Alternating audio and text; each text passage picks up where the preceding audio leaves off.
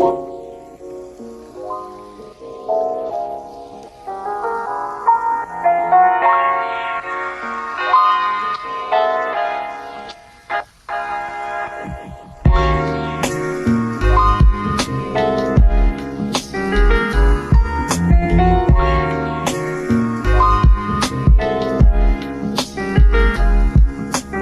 everyone, welcome back to Young and Wifed Up. This is Marcella. And I'm Gabby. And thanks for joining us this week for another episode. If you didn't know already, we also have a YouTube channel also called Young and Wifed Up. And all of our podcast episodes for the last several seasons are on YouTube for you to watch. If that is your preferred way of listening to a podcast, that's definitely not mine, but I know there's people out there that do that. And we have a very small group of people that listen to our podcast on YouTube. Everybody else is on the normal podcasting apps like Spotify and Apple. But we are so thankful for you, those of you that watch us on YouTube. And if you didn't know we had a YouTube, now you know. Also, we would love for any of you, if you are willing and able to financially support us on our Patreon by becoming a patron. We have different tiers where you can get different content. Our highest tier, you can even get into a private video chat with me and Gabby on a monthly basis. And we have a lot of fun with the girls that get on there, just catching up and kind of getting more a behind the scenes look at our lives and kind of more what we're up to, detailed updates and just being able to connect with you, knowing what to pray for with you and all those sorts of things. And that is just a great way to support us with keeping our lights on so that we can continue making content for you guys. Awesome. So last week we did a Facebook group member request episode and it was awesome. Thank you, Marcella, for that episode. And this week is another Facebook group member request. So if you're not in our Facebook group, this is a great time to be in it because we are asking you for episode recommendations. So today we're going to talk about alternative medicine, and we're by no means medical experts at all. So this is my small disclaimer. We are alternative medicine like fans. We are nerds about it. We love it. And we have had personal experiences with various types of alternative medicine. But please do not take anything we say as law or that we are telling you how to like live your lives with, your own ailments and illnesses. Everybody should be doing their own research, and I just don't want us to get in trouble. This is all our opinion. And nothing else. So, going straight into it, we're going to share just briefly, because I could literally talk about this forever, like my personal experience with alternative medicine, but we're just going to kind of briefly cover our personal experiences with alternative medicine. And then we'll go into if we reject conventional medicine or if we, also participate in that. Also the different types of alternative medicine that we enjoy learning about. And then a quick word about paganism, witchcraft, and scam artists in alternative medicine. So this is quite a jam-packed episode. This could have honestly been like a whole month's worth of content, but this is going to be super concise. We're going to try our best. Okay, so starting with my personal experience. So I had no real experience with alternative medicine outside of my mom tried to treat our colds naturally and some acute illnesses naturally when we were growing up. We didn't have health insurance when we were growing up. So a lot of things that I was like exposed to with my parents was like supplements or using food to help with various ailments, but I didn't like have a personal opinion about it really until I started getting sick myself. So, my chronic illness, I have a few things that I deal with. The main things that I deal with is I have a TMJ disorder, which is a super long word. It's like temebular joint I can't even say it. I always say TMJ, but essentially the joint that connects your jaw to your skull. And I've had this disorder for my entire life, and it's gotten worse as I've become an adult. I also have polycystic ovarian syndrome. I've dealt with menorrhagia, which is like extreme bleeding. I have most of that under control. And then just other like inflammation, autoimmune issues. So when I started getting very sick was right after my husband and I got married, which is a lot of people's stories with chronic illness and autoimmune conditions. It's usually right after they get married, if you're a woman, or it's after you have a child or your second or third child. So something is dormant under the surface. And for some reason, a crazy change in lifestyle or after having a baby, a lot of women are faced with these chronic conditions. So that was the case with me with most of my issues. And I was not getting a lot of help or answers from the traditional, conventional doctors and practices that I was going to. A lot of the time, I was being told that I should just get on birth control or have an invasive surgery done. And all of those things were band aid solutions. And I had kind of like the gut feeling that none of those things would help me. So I continued to search for answers. It was very long and hard. Finally, my fourth attempt at getting treatment, I started seeing a functional medicine provider. And I will talk more about what functional medicine actually is later on in the episode because, we're going to break this up into our parts. So I was treated with functional medicine with a nurse practitioner for 2 years when I was living in Southern California. And I had a very positive experience with functional medicine. It really, really, really gave me a lot of education. It taught me a lot about my body. It taught a lot about me, a lot about my own genetics and what I'm predisposed to. And it also got me searching a little bit more and kind of pushed me a little bit more further into the deep end of natural living, low tox lifestyle, and also just seeking answers outside of the traditional conventional route.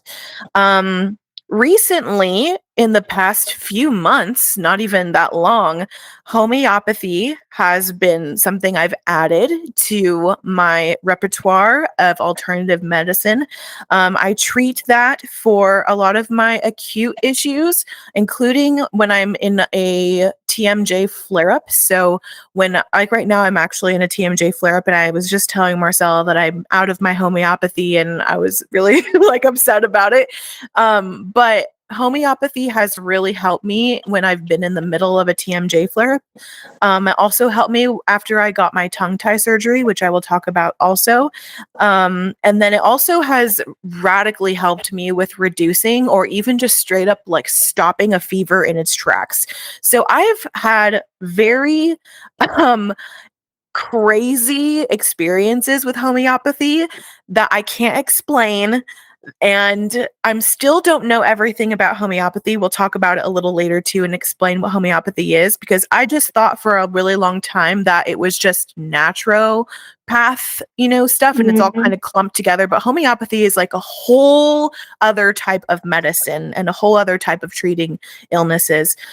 So anyway, I got super into it and I also ended up taking a course online. I joined the Homeo Mothers community, and she has so much incredible content on her community. It's a paid community, a monthly community, and she has a ton of courses on there. And I learned a lot about how to support my PCOS symptoms with homeopathy. and also just infertility in general. And that has been a huge help and something that I've added to my treatment for PCOS. Um, Also, food has honestly been a huge part of my healing process about putting a lot of these symptoms in remission, especially my PCOS symptoms.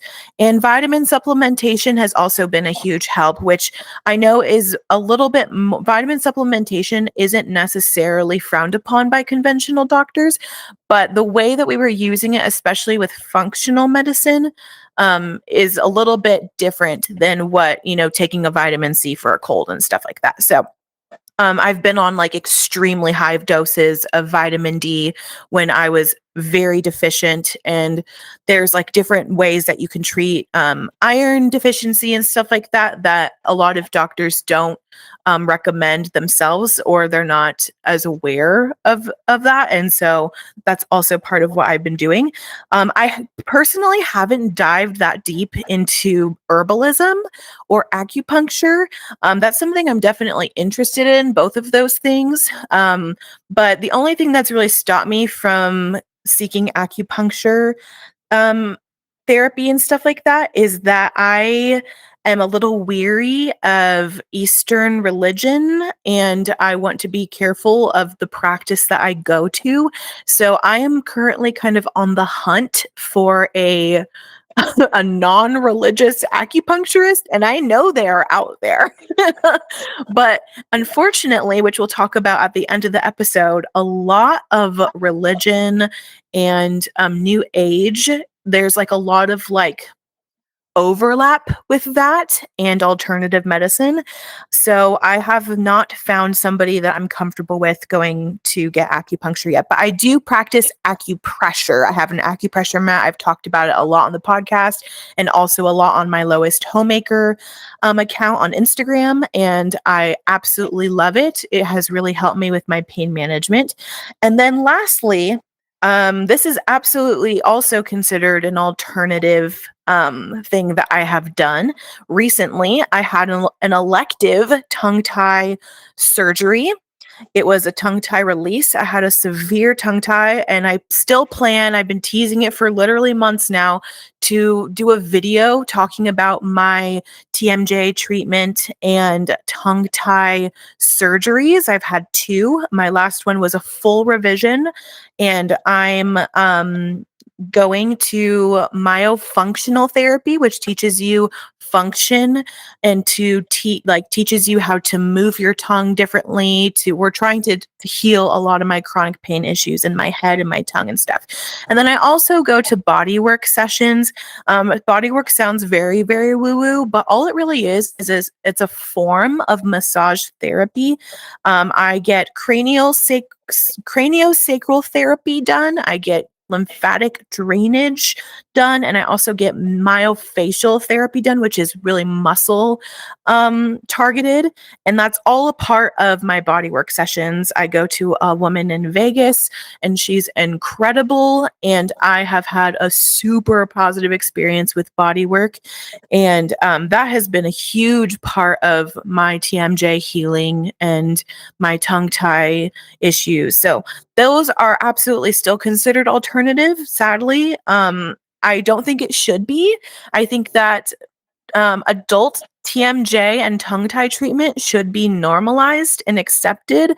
And when you go to a dentist and you tell them that you're having extreme problems with clenching and grinding, if the only solution they give you is a mouth guard, I think that that is irresponsible and like borderlining on malpractice, because I have had that experience my whole life. All they've offered me is mouth guards, because getting tongue tie revisions and more like experimental orthodontic work or jaw expansions, things like that, are still not accepted among the dental conventional, even like the ENT world.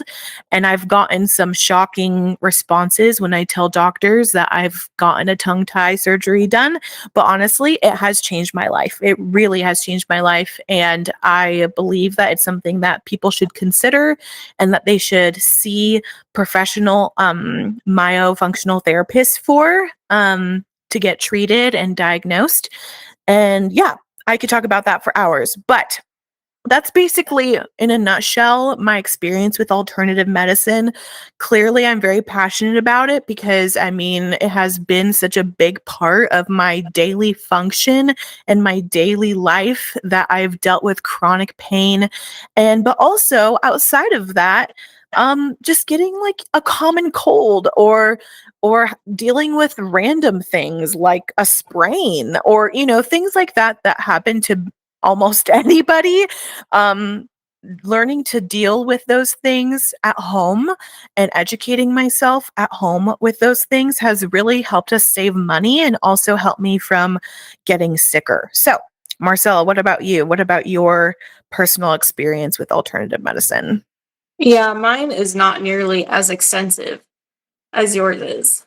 But okay, so I guess like the first couple of years of marriage, and obviously the same background, like our mom tried to treat like, basic colds and things like that at home, which I had some of that knowledge already going into marriage. So we would use, basic herbs like, echinacea and like throat coat tea and like things like Mhm. that.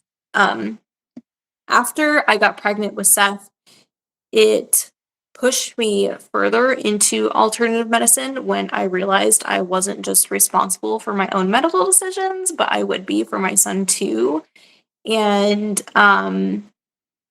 I didn't think I was able to just take whatever any doctor was telling me at their word and just like trusting it fully. I mean, I think there is a responsibility to know the ins and outs of what's being recommended to you and how it can affect you and your children and all that stuff. And so I did feel a weight to kind of dive further into that. And then I fell down the rabbit hole even further after I got pregnant with my second son, Eli, because I realized after I had a really tough postpartum experience with my first son, I realized there's like such little education for new mothers when it comes to alternative medicine during postpartum. And so because I was already somewhat experienced with herbs, because I did try to treat a lot of things naturally in my pregnancy with my first son, Seth. Because I went through like a birth center situation with my prenatal care. I did the same thing I've done midwifery care with all my pregnancies. And so because I was already familiar with that, that's kind of the first, I guess, like alternative medicine type thing that I dove into even further. So, learning about how I could support myself with herbs postpartum, and my regulating my hormones and with what's safe for breastfeeding and like all that stuff. So yeah, herbs were my main thing for a while. And then I used homeopathy for the first time a couple of years ago because there was a girl that I have been following for like 3 years now or something like that. And she had posted something on her story on her Instagram. And her family were like going through an illness. And she posted this like little blue tube that had this really weird name on it. She was like, I'm using this to help with my fever. And I was like, huh. And I knew that she was nursing. And so I messaged her and I was like, is this like safe to use while nursing? And she was like, yeah, it is actually. And so I like looked into it and I realized that our local health food store carried this like specific homeopathy thing. And I was again like under the same impression that Gabby was, that it was kind of just like a like um, a naturopathic type medicine. And then the further I looked into it, it's just kind of crazy, like how it all works.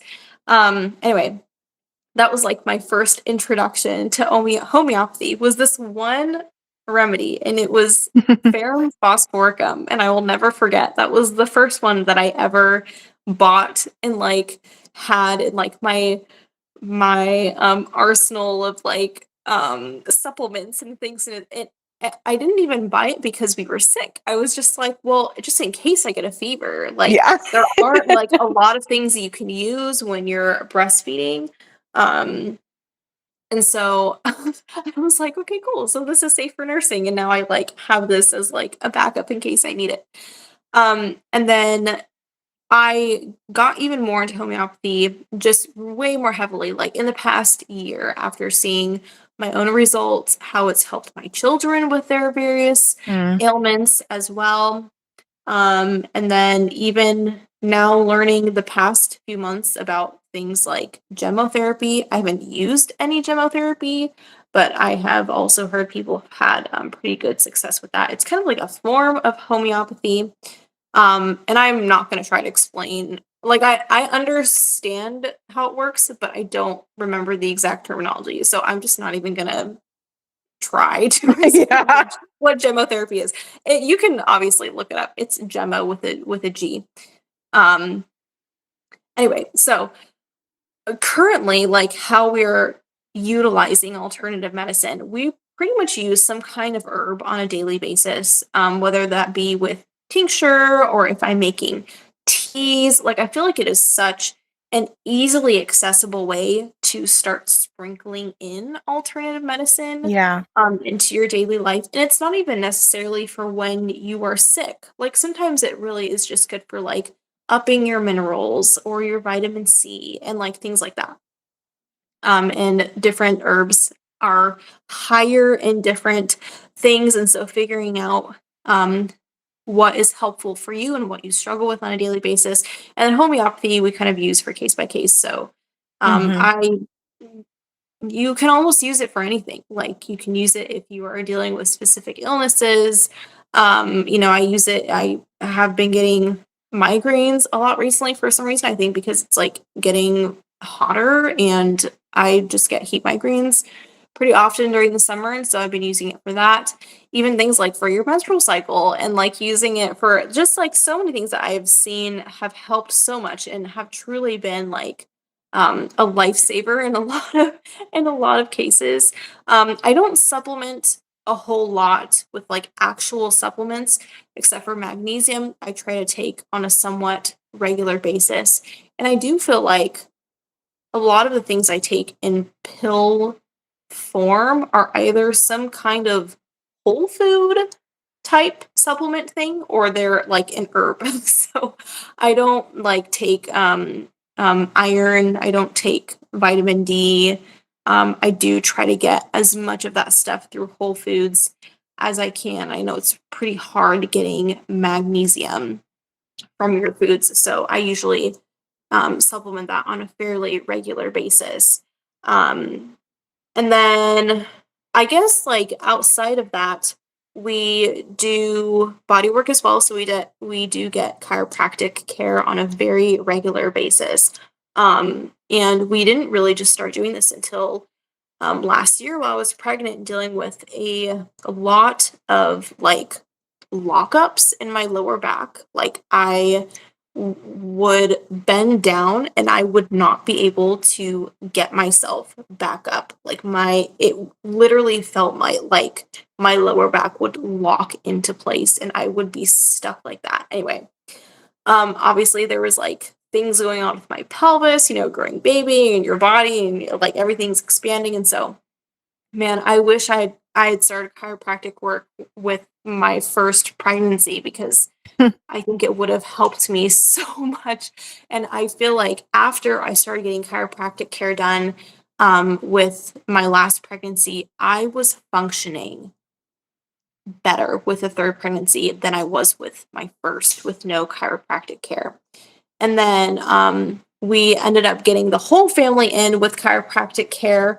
And I do think because it's not like I think in some cases it is like an immediate fix with some issues. Like for me, what I was dealing with my back, I felt like it was an almost instantaneous fix for me. And then after that, it was just maintaining to make sure that it wasn't going to happen again. I wasn't going to get locked up and more preventative. But I do think it was like more of a long-term investment for the rest of my family and even like with my husband, like, he has always had really bad back issues. He was, like, in a really severe, accident when he was a kid, and there's, like, crazy stuff with, like, his back and his pelvis and all these things that, like, he just didn't put 2 and 2 together until we started going to chiropractic, and I have even witnessed that, like, he is in such less pain now with now getting regular body work done. And so it's yeah, that's like another thing that we like have in our arsenal. And I think body work is just so helpful for so many different things. I think mostly for long term, like you just can't really expect any of this stuff to be like a quick fix type of a Yeah. thing. Like Yeah. even homeopathy, homeopathy has probably been the fastest acting alternative medicine thing that I've Same. ever experienced. Yeah. But things like herbs, body work, and things like that is a slow progress over time. And I think because our generation is just we were raised in conventional medicine, unless you kind of like had hippie parents who didn't really buy into a lot of that stuff. um it's just we're used to things being instantaneously fixed and Yeah. that there's no long suffering for anything. Yeah. um, that we're Really. just looking for like anything to just take away the discomfort and take away the pain right here, right now. And I feel like when you get into alternative medicine, you kind of like have to get used to playing the long game Yes. with these sorts of things. So Yeah, let's get that's into the definitely conventional medicine yes. stuff. Yeah.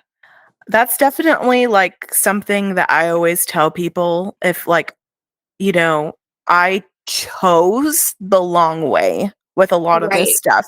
And I Yeah. warn people if they are interested in more natural methods or alternative methods, I always warn people like you're not going to see fixes, radical fixes overnight. Sometimes you do, but Hmm. the long-term investment for your health is you will like I can look back over the past Yes. like 5 years of my life and see Yes. a radical difference in my pain management, my Hmm. fatigue, learning my body a whole lot more, being in a lot more tune with my body and Hmm. understanding what's happening with it. So yeah, but one big question that I think people pose if others are into alternative medicine is, do we reject any use of conventional medicine, regular MDs, doctors, or pharmaceuticals? And, I wish, I guess, like, this is something, I mean, it's my situation's very particular, but when I first started my like more natural healing journey, I was very opposed to using any pharmaceuticals to help. And it was actually my functional doctor who convinced me to try metformin off label. It's a diabetic medication. It's used off label to help women with PCOS with insulin resistance because we were trying other means first. We were trying inositol.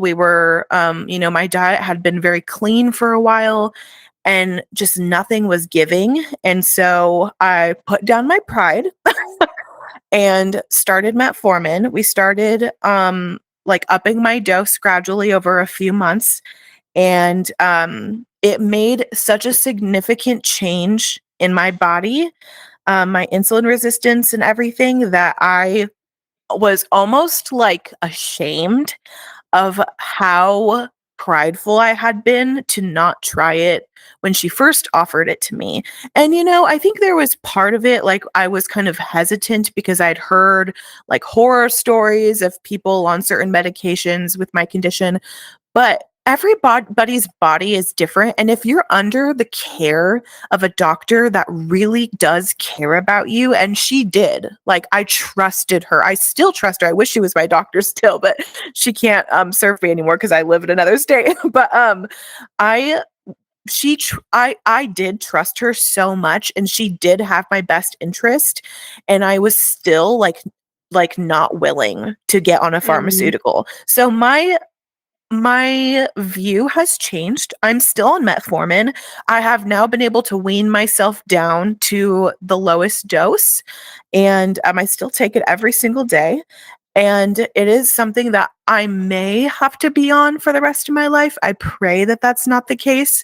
But sadly, like PCOS doesn't have a cure. I've been able to put a lot of my symptoms into remission with food, and also like the supplementation and a lower stress lifestyle and just a whole lot of things that I talk about all the time.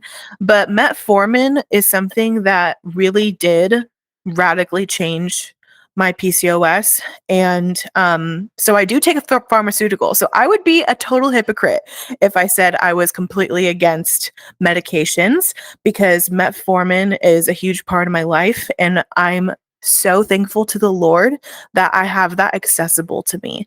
I also take antibiotics when absolutely necessary to fight off infections. But I know Marcella does the same thing. Whenever I have to take an antibiotic, I also take a probiotic. So I either take it while I'm on the antibiotic, which I know sounds like counterintuitive, but there's a way that you can do it with timing it. You can look it up where you can take your antibiotic at a certain time of the day and then take the probiotic at another time of the day so that your gut is not as like messed up by it.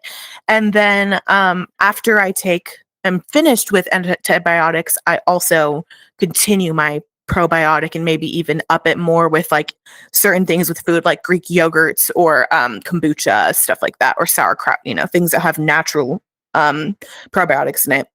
I also, even though I am like open to taking pharmaceuticals and going to a doctor to get treated, I do treat as many acute illnesses or first aid issues at home that I can. And if I've exhausted my resources and I realize that this is out of my wheelhouse, then I go to urgent care, or I go to my doctor and I see what they offer me, and then I make an educated decision. I inform myself if they're offering like, a procedure or if they're offering medication. I try to do my research and then I make a decision based on the information that I have. I do kind of risk reward weighing, and then I make my decision. But a lot of the times, I try, especially if I'm desperate, I try to just trust that the Lord will take care of me, even if I'm not super stoked about taking a medication for a certain amount of time. I do like give it to the Lord and ask him to protect my body from any possible adverse effects, and then take it and I move on. And I thank the Lord for medical advancements.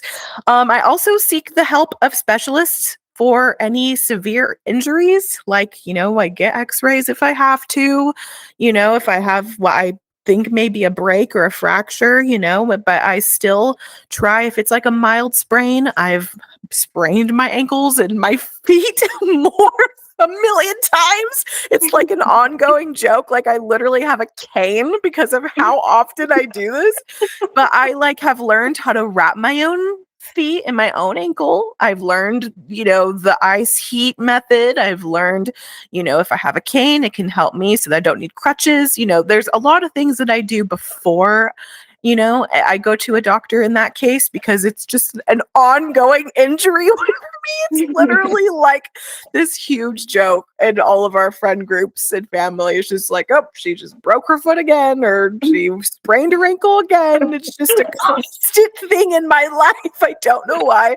But since it's happened to me so many times, I typically don't go to the doctor anymore because I just like know what's going You know on. what they're gonna say, yeah. Yeah. Unless I think I broke it, then I, go get x-rays. But anyway, so like I said, I think that there's always a place for conventional medicine and medical advancements. I think it's a blessing from God. But I also think that conventional medicine has its limits.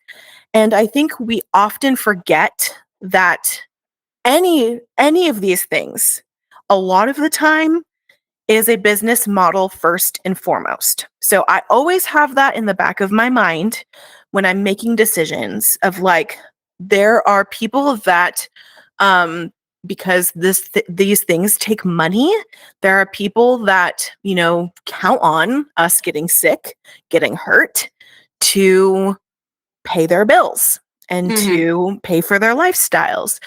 And I don't want to get conspiracy theorist on our podcast here, but I'm just going to slightly go there. There just because doctors are put in a position where they're there to help us doesn't mean that every pharmaceutical company, every medical office, or any of these situations with conventional medicine, it doesn't mean that they actually like care about you being healthy. And Yeah. so that's why I have kind of my philosophy with healing, and the not just like chronic conditions but like acute issues, is that if I'm going to try to exhaust my efforts first with natural means, and then we will go to the conventional means and use more modern technology if we absolutely need to. So, and I know that you have the same philosophy. So, what do you think about conventional medicine? Do you also are you a science denier, Marcella?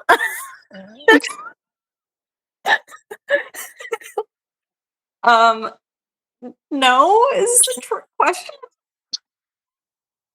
Which science are we talking Yeah, about that's a whole other also? episode. Yeah, which I will explain later what I really mean by that. But Um, yeah, no, we also utilize conventional medicine and pharmaceuticals when necessary. We have the same philosophy, if we can treat it at home, we will. And I think it can get a little bit more nerve-wracking when you're doing that with little kids. This is why, like, I always tell moms, like, knowledge is power. Like, the more you can educate yourself and do the research on your own, and see the information that's out there plainly for what it is, the better you will feel about treating at home with confidence. And I think also one of the underrated, I guess, resources that are like I feel like are very underutilized are your local health food stores and the people that work there. Like I remember when we were in California, there was a health food store and there was like one section which was like all the supplements and the herbs and like, you know, I don't even know what are the homeopathy, like everything that was there. And then they had like a kind of natural food section of the store.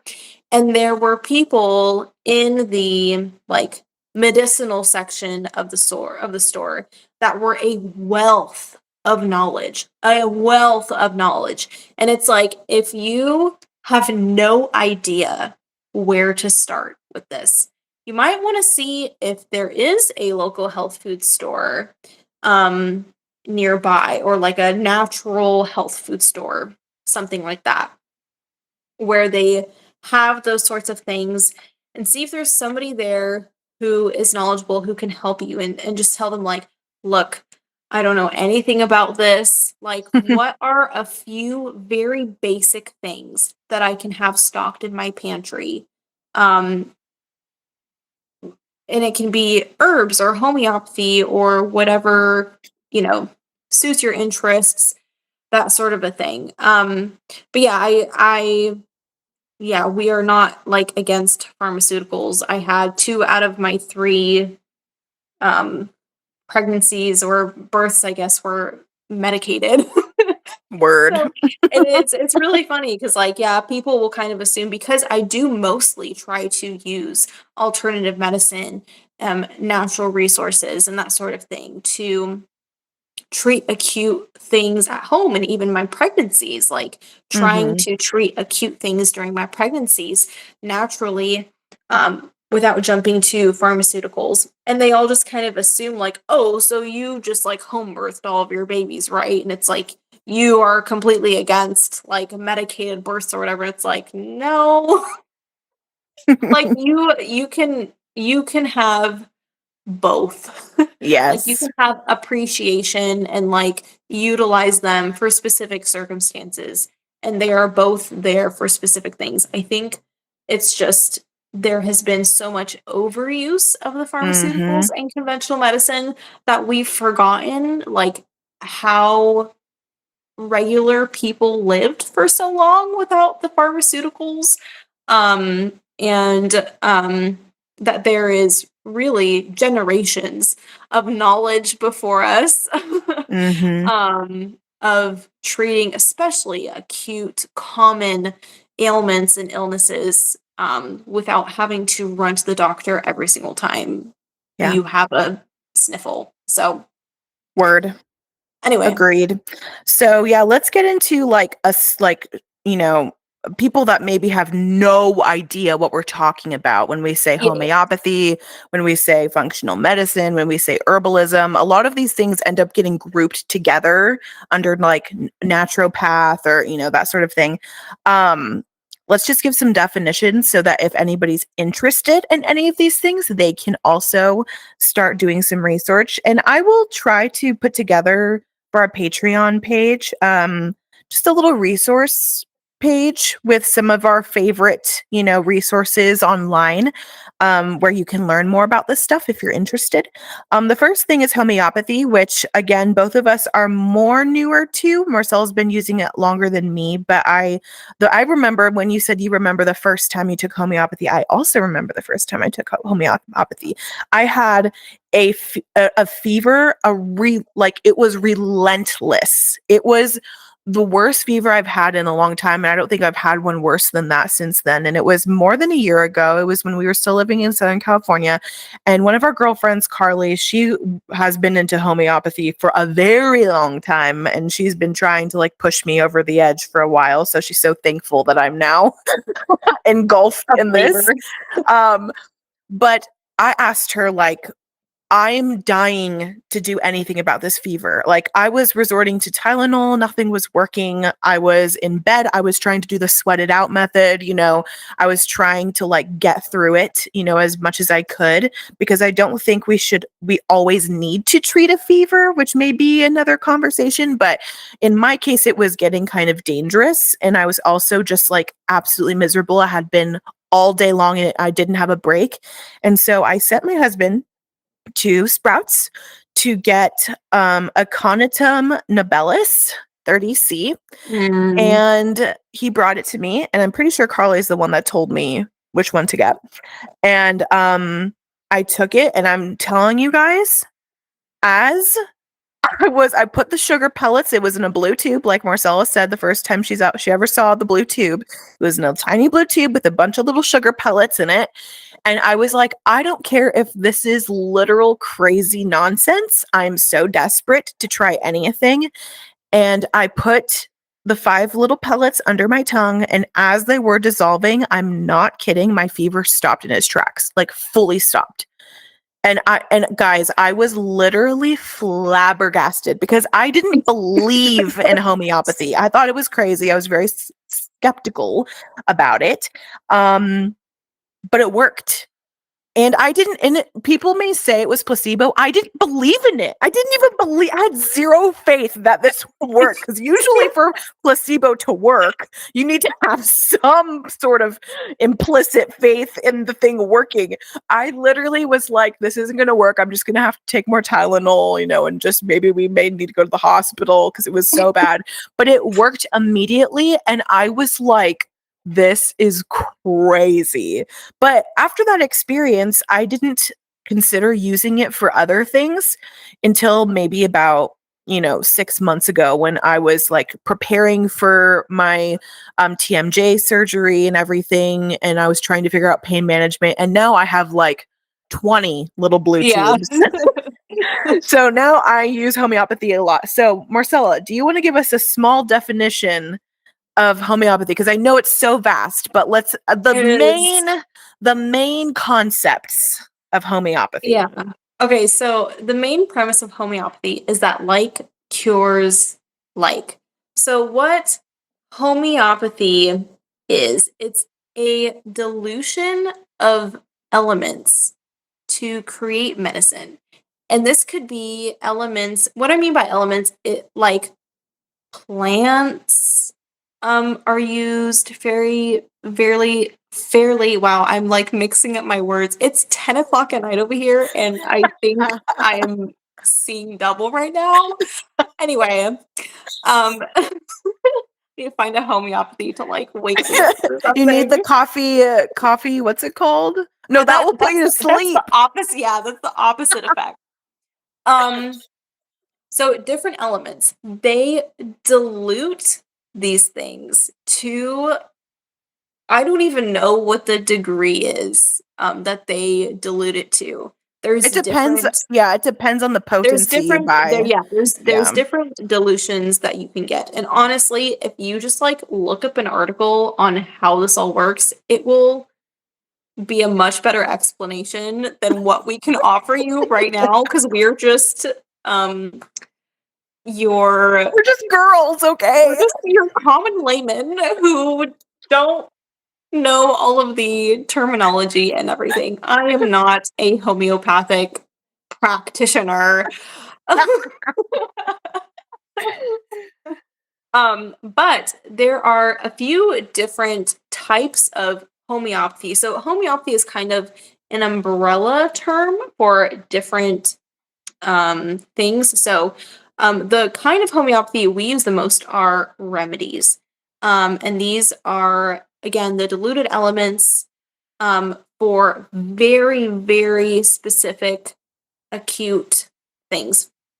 And there are, I guess, remedies that are for more of an overall picture of Yeah, something, constitutional yeah, remedies. of something going wrong with your body. Even sometimes like neurological, kind of like emotional state things can be helped by homeopathy. So remedies, I think, is the most common one because people kind of like to pick and choose, like, oh, this certain thing is really bothering me, like my Mhm. allergies. This specific thing is really bothering me. So they get something specifically for the allergies or something specifically for a stomach ache or whatever it is, cramps, whatever it could be. Mhm. There's also cell salts, which I'm not sure how to explain what the So I difference know how to is in explain it. So remedies. Okay. so essentially what the study, the science on this is that when the human body is basically like burnt to ash, there is 12,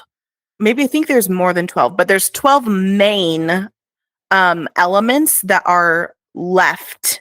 And so the science is that, like, there's certain times where you're dealing with certain ailments where one of those elements can be used. And Mhm. and there's even ones for like when you're pregnant, there's different ones that you take for different like parts of your pregnancy. So like the different trimesters or leading up to labor or even like trying to get pregnant.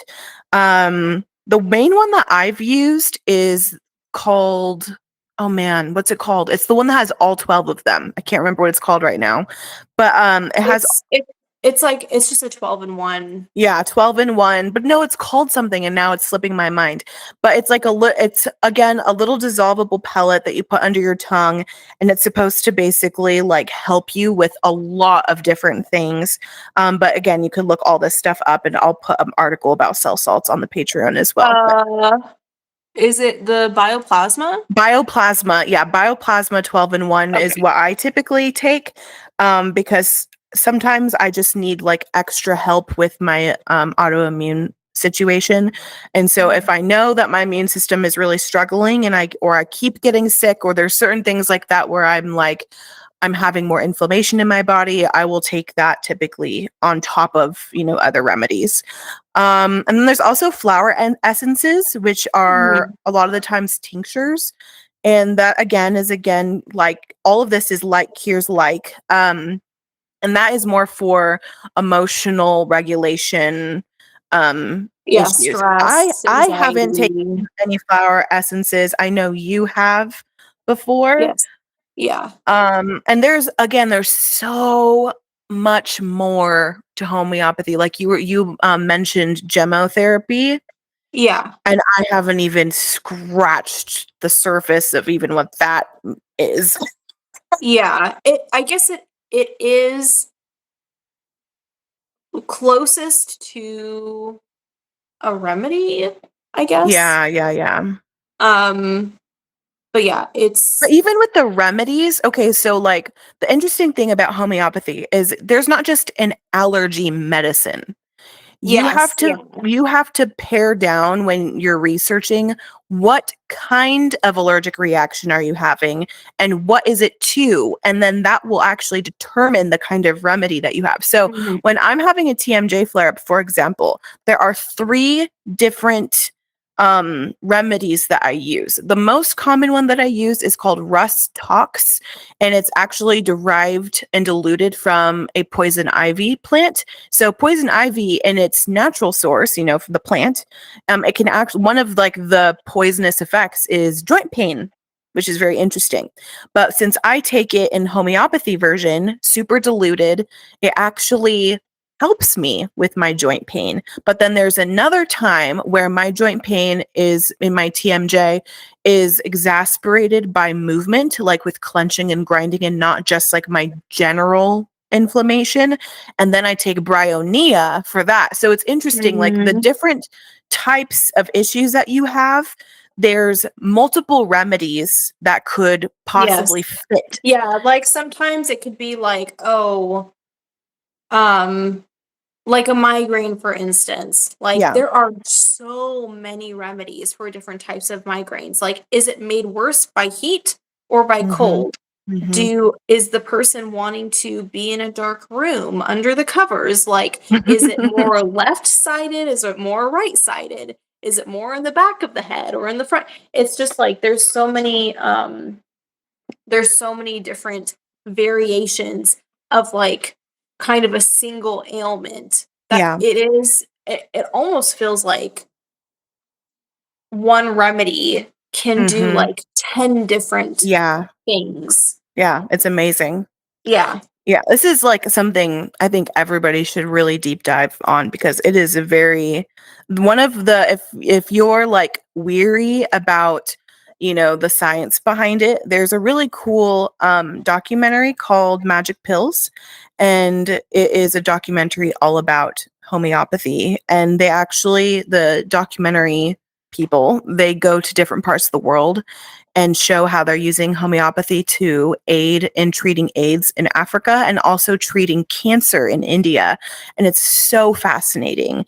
And it's just like I was very skeptical when I didn't really know about it, but after having such positive experiences with it, I was more open to learning Mhm. about it. And now I'm just like a total nerd about it, and I'm like constantly trying to figure out if homeopathy can help with certain things that I'm dealing with. So, okay, let's move on to functional medicine. So this is something that I have been treated with for 2 years, and I loved my functional doctor, my functional provider. She was incredible. And I know that like everybody has different experiences depending on the doctor that you have. But I had such an empathetic, sweet, compassionate, like her practice is called compassionate healthcare. So like it's kind of like her brand. But she, like the first meeting I had with her, I like cried because I felt so heard, so understood, so cared for. And functional medicine essentially searches for the root cause of chronic and autoimmune conditions through exhaustive testing, genetic history, and also considering the impact of trauma and stress on the body, and also environmental impact on the body. So, including like toxic environment, radiation exposure, air quality, stuff like that. So, it's a holistic view of illness, and they don't just treat the issues that are on the surface, so like the symptoms that you're having, but they want to get to why the symptoms are happening, and that's what the root cause is. So um the primary treatments in functional medicine, once you kind of go through all the testing and go through all like the genetic issues and the environmental issues, stress, trauma, stuff like that, they primarily use food protocols, vitamin supplementation, but it's not like the typical vitamin supplementation that you may think of.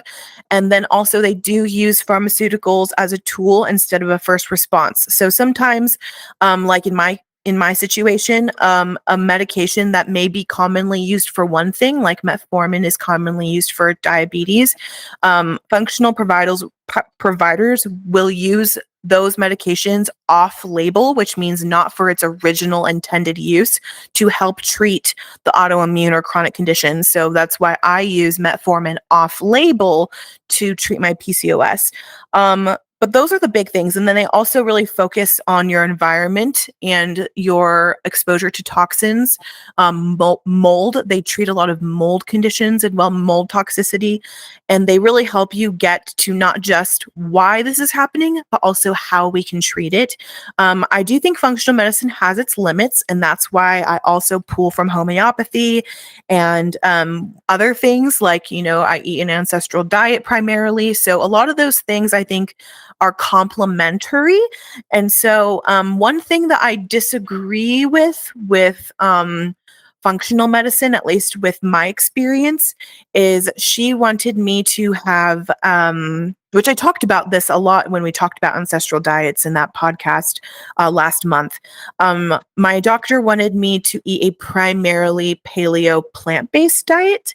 And I don't necessarily agree with that now, at least for my body. It wasn't the most helpful thing, but I'm very thankful that I started with whole foods when I was with functional medicine because it really helped me to taper down preservatives. She wanted me to eat all organic if possible, to stop eating processed foods. So, I got a good baseline and foundation with functional medicine and eating more like an autoimmune paleo protocol, but I do not currently eat that way anymore and I'm better for it. So so that's basically the basis with functional medicine, and I always recommend functional medicine when somebody is diagnosed with a chronic condition or an incurable condition or a autoimmune condition and they're feeling like they are not being heard by their rheumatologist or their primary doctor because there are limits to what they can do that are not pharmaceuticals.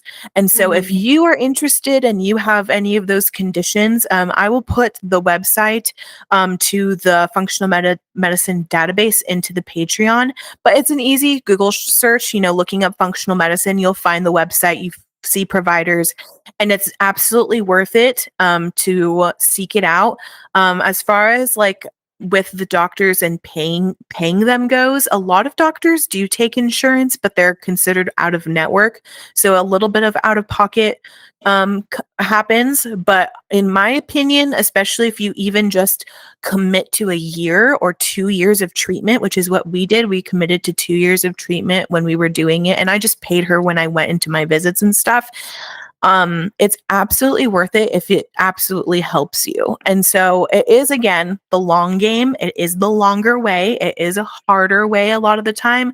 But ultimately, I believe that I experienced more healing in those 2 years than I did when I was searching out conventional means. So, when it comes to herbalism, I do not have a lot to say because I have not dived deep into it. I do use elderberry and echinacea and some herbs when I'm treating colds and stuff. But other than that, I just really haven't dived into this subject. So if Marcella can give us some definitions and any resources you have or anything about that. Yeah, I guess herbalism is probably the most popular or common form of alternative medicine. Typically, people who would normally go to the doctor for basic ailments and illnesses, you will probably find things like throat coat tea or ginger tea or, peppermint tea or sort of those basic things in their medicine cabinet. So I feel like those are, again, super helpful tools, especially with things like boosting the immune system.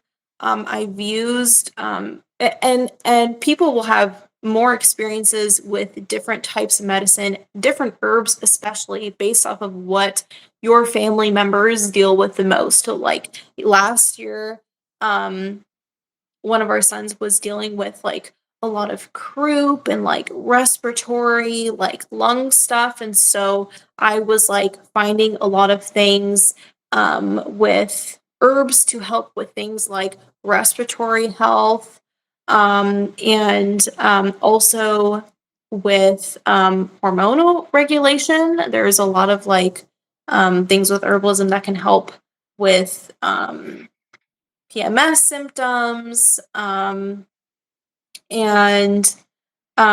yeah, stuff like that.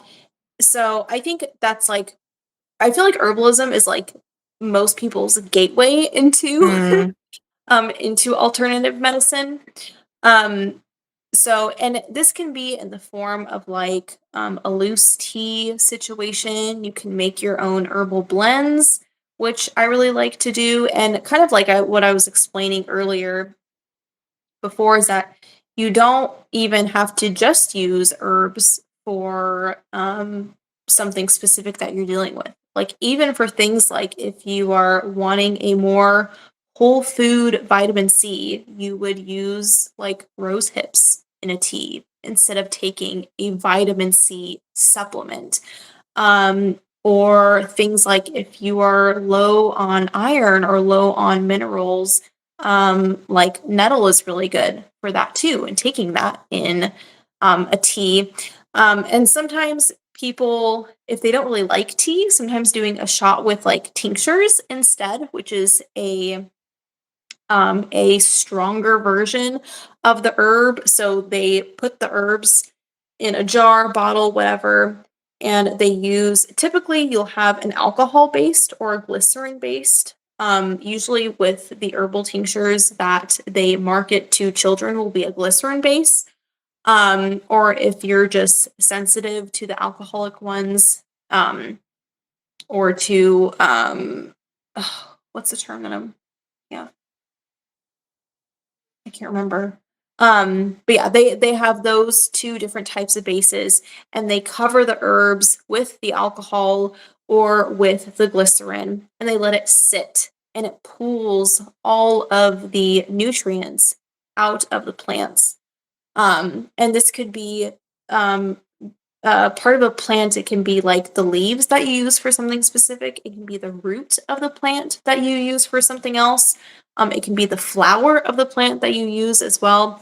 And so, yeah, you can um, get a very concentrated version of that in a tincture, and you do like, a few drops. Usually, the labels will have like how much you should take at a time, how many drops or whatever, how often during the day. It just depends. But we've used it for things like when we are dealing with colds, illnesses, allergies, like I was saying before, like respiratory stuff. I didn't use it quite as much with this postpartum. I did definitely still use herbs, but I feel like I had more of a variety of things that I was using. So I had like herbs, I had homeopathy, and different things that I was able to pull from with this postpartum. With Eli, because I didn't really know a whole lot about homeopathy, I was relying a lot on herbs to Mm. help with my like emotional regulation. You can get really, really great like nervine support with herbs. I will say that I think homeopathy has a leg up on herbs because when you are pregnant and nursing, there are certain herbs that you should not slash cannot use that can be dangerous, and you have to do your due diligence on what is pregnancy and breastfeeding safe herbs. There's still quite a bit that you can use, but you can't technically use everything. But with homeopathy, you pretty much can use it at any stage of life. And another thing is that with the homeopathy, you can give it to babies. And you can't really do that with even a lot of conventional medicine, Mhm. especially when they're very, very, very little. And they get sick. God forbid, it's like the worst thing ever. You are stuck with such few options. And I feel like homeopathy really opens up like a whole new like arsenal for you to be able to use with really little children. So, figuring out how to dose homeopathy for babies, it is absolutely possible. I used homeopathy with Liam when he is super little. I mean, they even have like the little like the Highlands teething little dissolvable tablet things. Yes. And those are for babies who are super like under 6 months. And we use those all the time. Like literally just this past week, Liam has cut, I think, 5 teeth in a week. But I've used homeopathy a few times with him, and it has helped with like calming him down, not being so fussy. It's probably helped with some of the pain.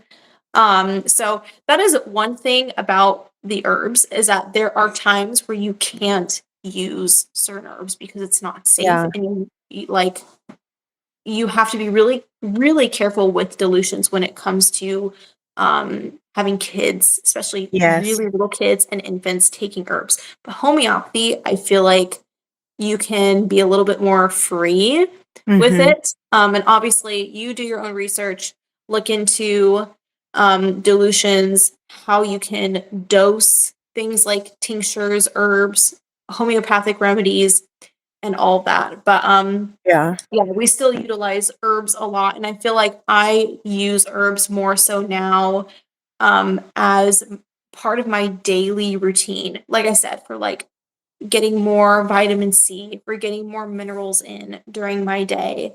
That's what I've been using herbs a lot for more recently, and homeopathic stuff for more of like the ailments and illnesses Yeah. part of it. But together, I feel like you can really get a good like powerhouse duo Mm. going with them. So, Yeah, I just thought it was really interesting when you were talking about how homeopathy can be used for infants because both Liam and I had tongue tie surgeries this year and we both used same. the same Mhm, homeopathic remedies to help with recovering. And it's so mhm. crazy. Like what other medicine can an almost 30-year-old woman and Yeah, and a little 6, baby 7 months. Yeah, yeah, yeah, yeah. like use the same thing for the same like sort of like procedure. It's just I think Mhm. homeopathy is amazing and it's also extremely accessible and affordable. And that was Yes. also one thing that was like a selling point for me. At least in experimenting with homeopathy and see if it works because it's not as expensive as like extremely expensive supplements or other, more natural remedies. Usually you're able to get the little sugar pellets for $8 at Mhm. Sprouts or so I've seen some at Walgreens recently, a couple of the single remedies, Oh, but there's yeah. I guarantee local health food store you'll be able to find them because every local smaller mom and pop health food store that I've been to has had at least a little section of remedies and you could buy them on Amazon and get them Mhm. overnighted. Awesome. Yeah, Super very accessible. accessible. Okay, so we've talked about kind of what we like nerding out about, and again, we just barely scratched the surface with some of this stuff. But I want to give, because there was a little bit of controversy recently in some of like the trad homemaker Instagram world that things like homeopathy or other things are connected to witchcraft or paganism, and also, there's just like an ongoing sentiment with alternative medicine that it's full of scams. And I just wanted to give a few little tidbits about that, my opinion and my thoughts and my thought process with this. And Marcel, you could jump in if you want to. Um, but yeah, let's just talk about this last because I just think that it's important to acknowledge that these things are real and how to kind of combat this or watch out for it or to really consider when we're considering alternative medicine. So, like Marcella has already stated before in this episode, let us not forget that although we benefit greatly from the medical advancements of conventional medicine, the majority of civilizations for most of our existence have used what is now considered alternative here in the West to treat medical conditions. So especially herbalism and acupuncture and other things like that that are considered really alternative. Homeopathy is a little newer. It's like Mhm. in the last 100 years, maybe not even that old. But other things like using food and herbs and stuff like that, that is something that has been around for literally ever. And I think we are so disconnected from our like history. And I think like if, a huge selling point that people will tell us is like, well, but how many people died of this and that? And, we need these medical advancements. And I totally agree with you. Like I said before, I am so thankful for medical advancements that I rely on to help manage a lot of my chronic conditions. But especially with things like a cold and allergies, rashes, things like that that we kind of deal with on a more regular basis that aren't as serious, these things have been treated for hundreds and hundreds and hundreds of years with alternative quote unquote means. And so it's very interesting. I feel like we need to shift our perspective a little bit from like disconnecting ourselves from history. Also, we do acknowledge that there can be a healthy hesitation with alternative medicine because it is technically foreign to us. And also, it can have a bad reputation among those that we consider experts. So, if we trust in the doctors, we trust in the big pharma and everything, we're told that this stuff is dangerous for us. It's scammy, it's not reliable. These newer advancements in medications are more reliable, they're quicker, those sort of things. I don't blame anybody that they're hesitant about trying alternative means when we've been told for so long, especially the past couple generations, to trust what doctors say and to trust the medicine that's being sold to us at pharmacies and grocery stores. Um, Many people that criticize alternative medicine attribute it to con artists or scams. And although there may be some merit, that there are always going to be scam artists that prey on sick people and their caregivers, we must always do our due diligence to do our own research before we try anything that we aren't familiar with. And that's not just applicable to alternative medicine. We shouldn't just with blind faith um like take any medicine if it's alternative or conventional. So we should always do our research. We should always make informed decisions and do our due diligence. And yes, there are going to be people in every sphere of medicine, whether alternative or conventional, that want to take advantage of us and they want to take advantage of sick people. And so, yes, like you should be careful. You should be hesitant, like in a healthy way, but we should not completely write off an entire form of medicine that has actually been proven to help people without like trying it ourselves or researching it for ourselves. And then a word on the paganism and witchcraft, because this was kind of like something that was circulating recently on Instagram. So I don't know, maybe you know what I'm talking about. I'm not going to give that person any attention or say the account or anything like that because I think it's silly. But it is it is sadly a factor that those who worship the creation instead of the creator God, and those who try to manipulate creation with superstitious and even satanic intentions can be, not always, can be connected to alternative medicine. And I acknowledge that. There are people that abuse these things like herbs and homeopathic remedies and other things for evil means and for witchcraft and for idolatry. This does not mean that alternative medicine itself is cursed or it's not effective or it's inherently satanic. Um, so I wanted to quote, this is like one of my favorite quotes, and it's also like a very Charlotte Mason philosophy. Um, as Augustine of Hippo, an early church father, said, all truth is God's truth. If the pagans, the idol worshippers, and witches are using creation For evil means God will judge them according to his will. However, any good that comes from alternative medicine comes from above. Conventional medicine is not safe from wickedness of men with evil intentions. Like I said, conventional medicine is not like automatically pure and holy, and there's no paganism or witchcraft attached to it or wickedness attached to it. Neither is alternative medicine. Nothing is like off limits from wickedness and evil. We live in a fallen world, but we should absolutely use caution again and discernment when diving into alternative medicine. Like I've told you before, I have not been comfortable with going to an acupuncturist because I haven't found one that when I go to the website, there's not like a million pictures of Buddha on. So, I'm trying to find a place that's maybe a little less religious. But More neutral.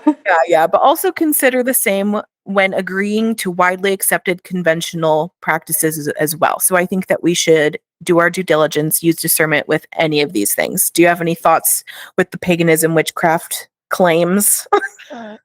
No, I agree that I also think it's a little bit silly and just kind of grasping at straws. Yeah. It's very interesting when people like cherry pick things that they don't like or that they're unfamiliar with and immediately Yeah, attribute it to witchcraft. And like I said, there be witches that be using it. yeah, yeah, yeah, Like, yeah, yeah, of course. but also like we conventional medicine and pharmaceuticals are not purely disconnected from evil, and then alternative medicine is like hinged with evil.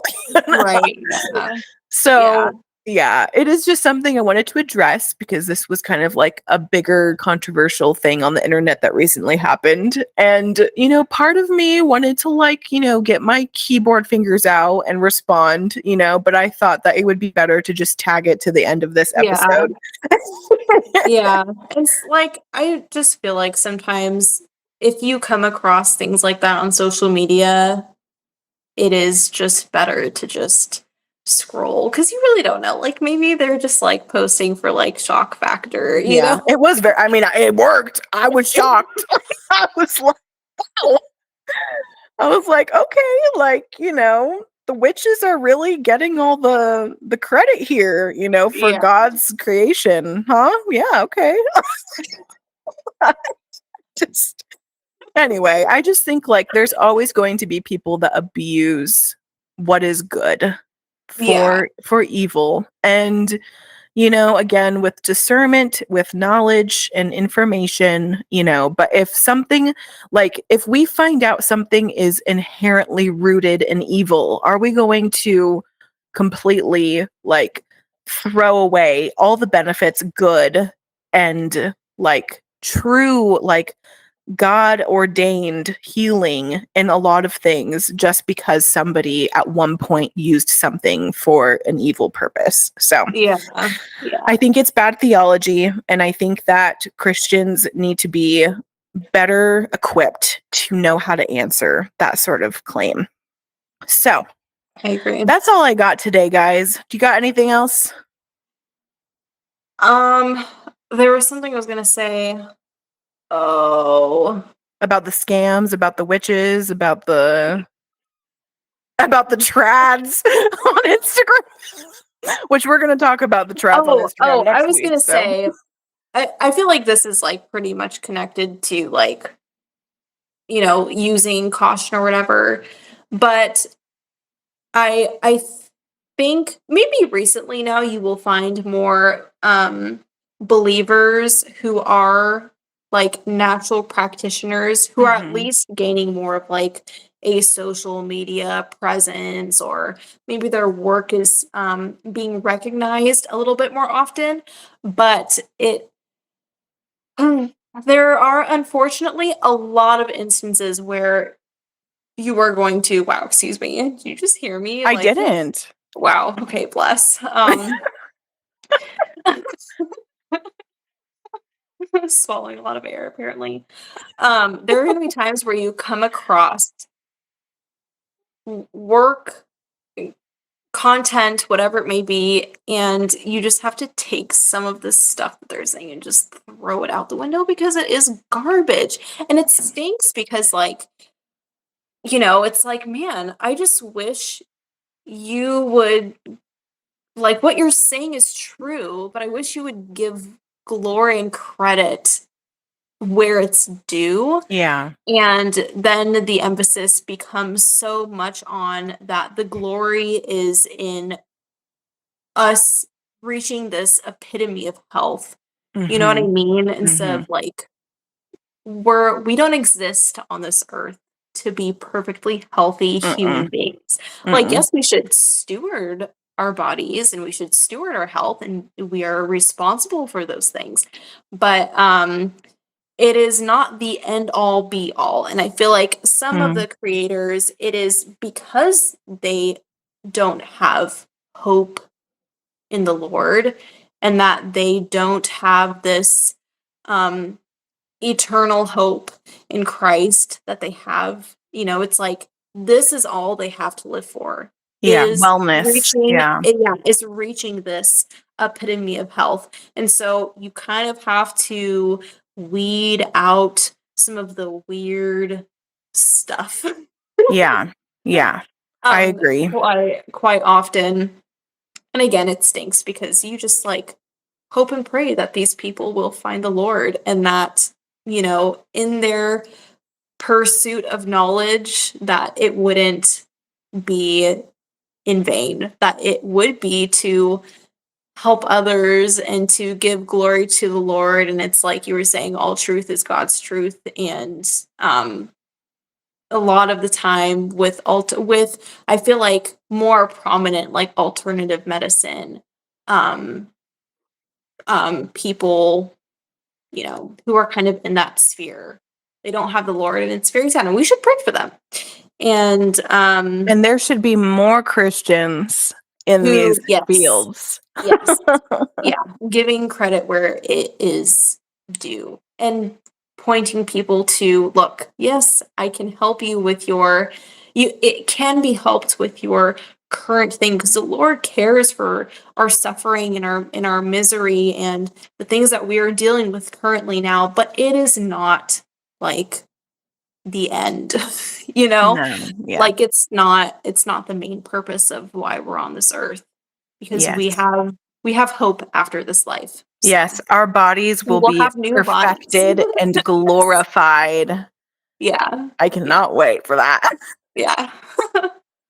Anyway, that's the only last thing that I had to add. Awesome. Well, I hope you guys enjoyed this episode. I hope it wasn't super overwhelming, especially if you're completely new to all of this. But if you would like to learn more about this stuff and you'd like to kind of dig into some of the resources we mentioned, head to our Patreon and you'll find all the links there. Or you could just send us a DM on Instagram or head to our Facebook group if you want to discuss any of these particulars more in depth. You want to flesh it out a little bit more. Marcella is definitely your herbalism girly, but both of us have been in the homeopathy world for long enough that we have like a general idea of a lot of this stuff and we can kind of point you the right direction. But other than that, I hope you guys have a wonderful week and we will talk to you at next week's episode. Bye. Bye.